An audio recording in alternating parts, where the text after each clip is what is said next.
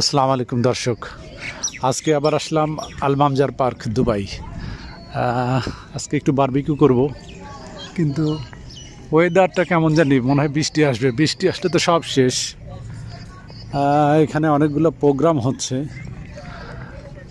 যাই হোক, দুবাইয়ের ভিতরে একমাত্র মামজার পার্কই হলো মানে বারবিকিউ করার মানে বেস্ট জায়গা।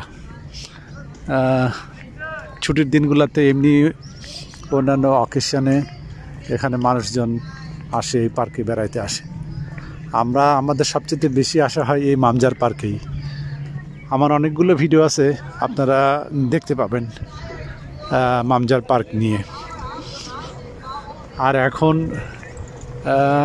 শীতের শেষ, এখনও বেশ অনেক ফুল টুল আছে, যার জন্যে সুন্দর লাগতেছে।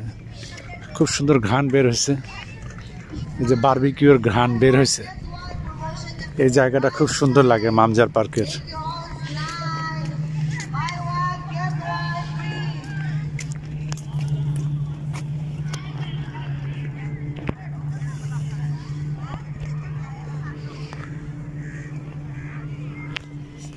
বিশাল বড় পার্ক, এটা অনেক বড় পার্ক।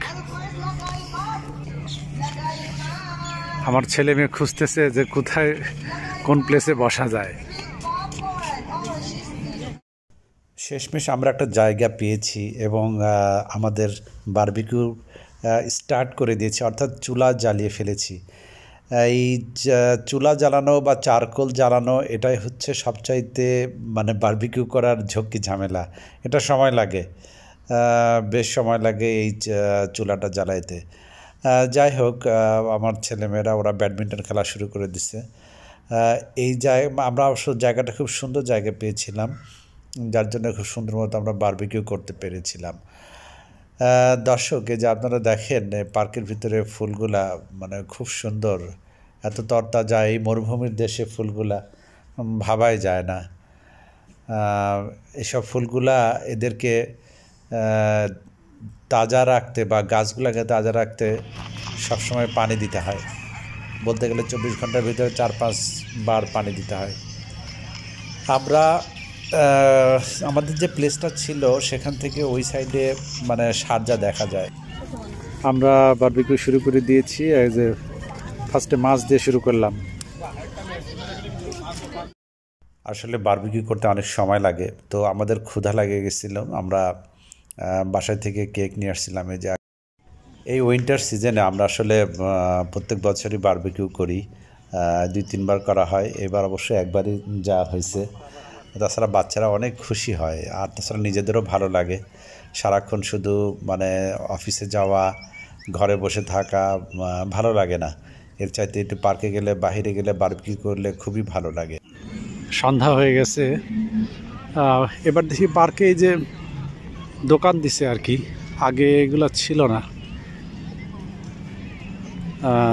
বেশ ভালোই দেখাচ্ছে আর কি, লাইটিং টাইটিং করছে। এমনি যে এগুলো থাকে হাওয়াই মিঠাই, এগুলো থাকে, কিন্তু এই যে কাপড় চোপড়ের দোকান, তারপরে এই যে খাবার দাবারের দোকান, এগুলো আগে কখনো দেখি নাই, এবার চালু করছে পার্কের ভিতরে। যে বিভিন্ন দেশের খাবারের স্টল।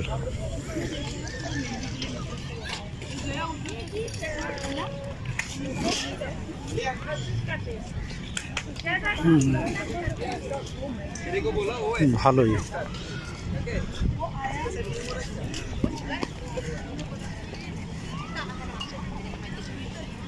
মামজার পার্ক আসলে দুবাইয়ের খুব বিখ্যাত একটা পার্ক। মানে এই উইন্টারের সিজনে কেউ মিস করে না এখানে আসা বা এখানে প্রোগ্রাম করা।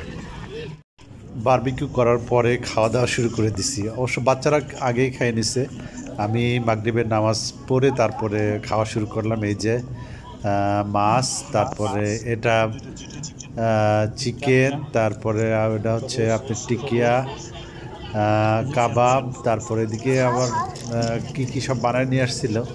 আর এই সালাডটা ছিল খুবই সুন্দর, ওটা ওই সুপার মার্কেট থেকে নিয়েছিলাম আমরা। দর্শক, 2025 সালে আপনারা কে কে বারবিকিউ করছেন বারবিকিউর অভিজ্ঞতা কেমন অবশ্যই কমেন্টস করে জানাবেন। আমরা তো বারবিকিউ করছি, আমরা ভিডিও করছি, আপনাদেরকে দেখাচ্ছি। আপনারা কে কী করছেন জানাবেন। আবার দেশের লোক অবশ্যই পিকনিক করে, অনেক মজা হয় দেশে। এখানে আমরা সব মানে যার যার মতো ফ্যামিলি বা এমনি কমিউনিটির গেলে 2-4 জন ফ্যামিলি গেলে অবশ্য আরও ভালো হয়। এই ফ্রুট স্যালাডটা খুবই সুন্দর হয়েছিল। দর্শক, আমার অনেক রান্নার ভিডিও আছে, আমার পুরনো ভিডিওগুলো আছে যেগুলো আপনারা দেখবেন, দেখলে আপনাদের অবশ্যই ভালো লাগবে।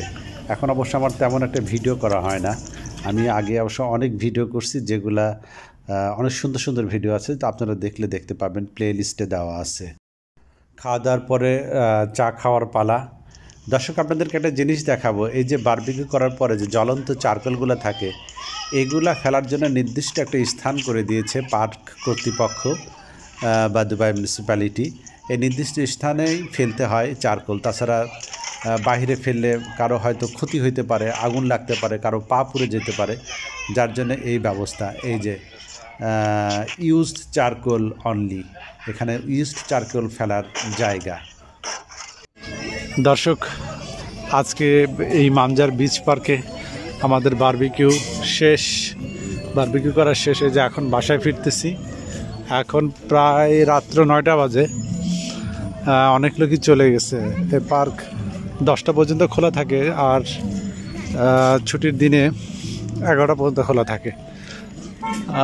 এখন 9টা বেজে গেছে, যার জন্য সবাই চলে যাচ্ছে, আমরাও যাচ্ছি।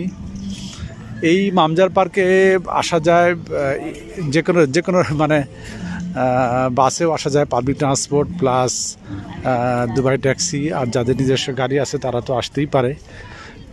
পাবলিক ট্রান্সপোর্টে আসতে হলে C28 এটা দেরা থেকে আসে, আর হ্যাঁ, এটাতেই আসা যায়।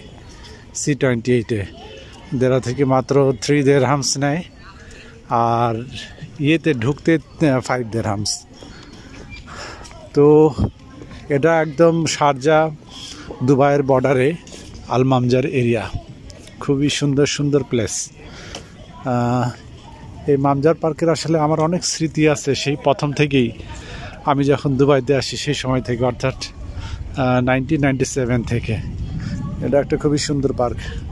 ওই যে দূরে যে বিল্ডিংগুলো দেখতে পাচ্ছেন, ওগুলো সব শারজার বিল্ডিং, অ্যাডমিনিস্ট্রেশন বিল্ডিং। রাত্রের ভিউ।